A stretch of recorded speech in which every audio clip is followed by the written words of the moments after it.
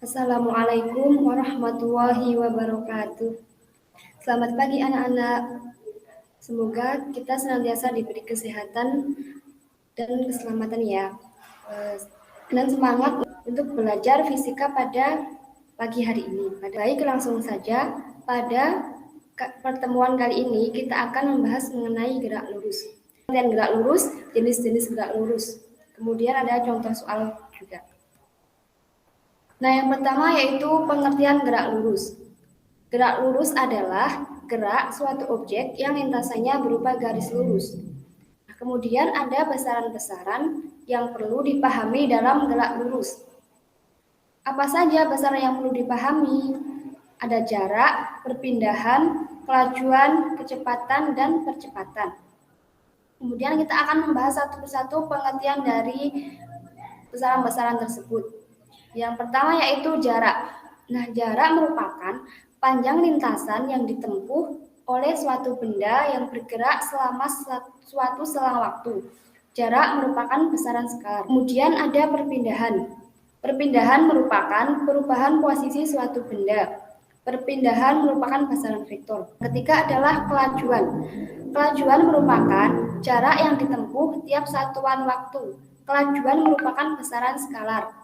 Kemudian kecepatan. Kecepatan merupakan perpindahan yang ditempuh tiap satuan waktu. Kecepatan merupakan besaran vektor.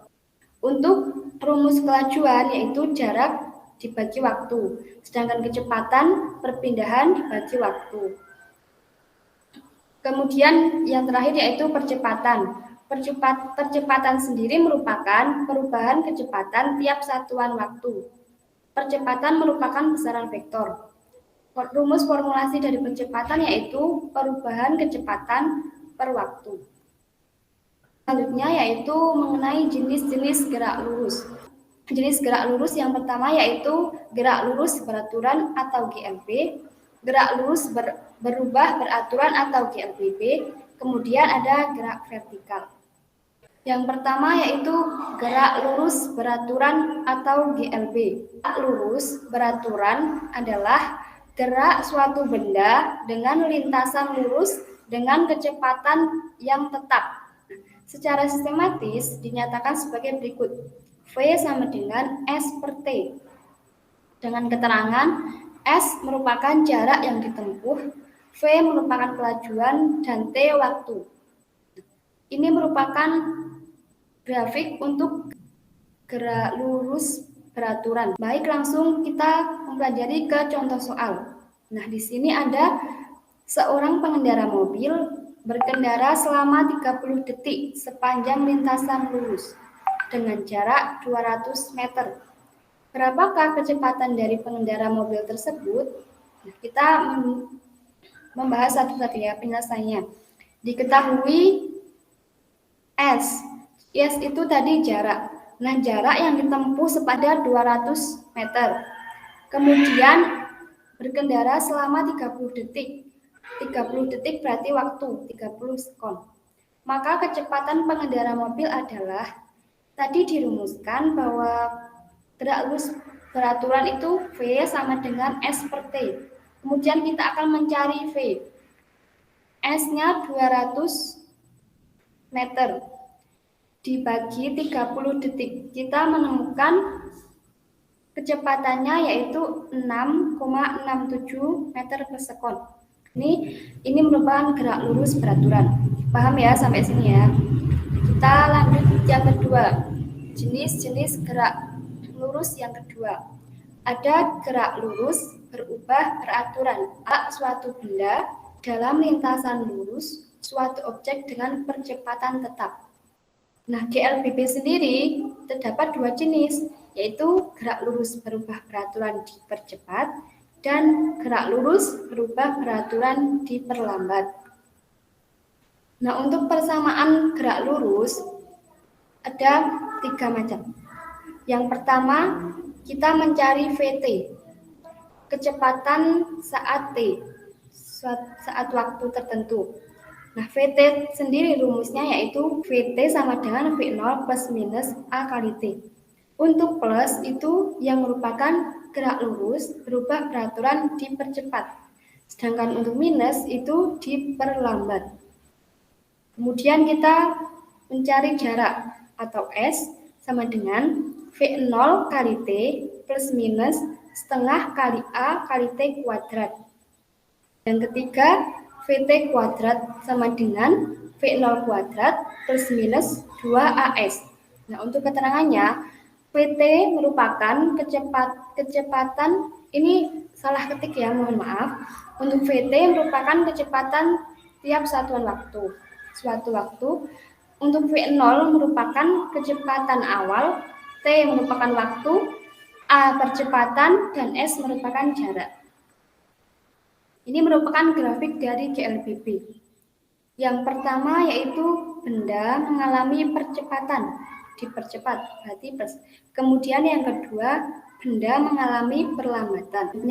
Kita masuk ke contoh soal untuk GLBB. Kereta api bergerak dengan kecepatan 80 meter sekon pangkat min 1 menuju stasiun.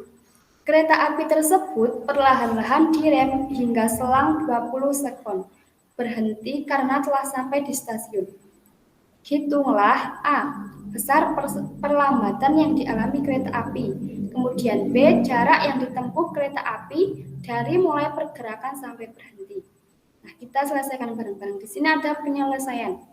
Diketahui V0, kecepatan awal ya, 80 meter sekon pangkat min 1.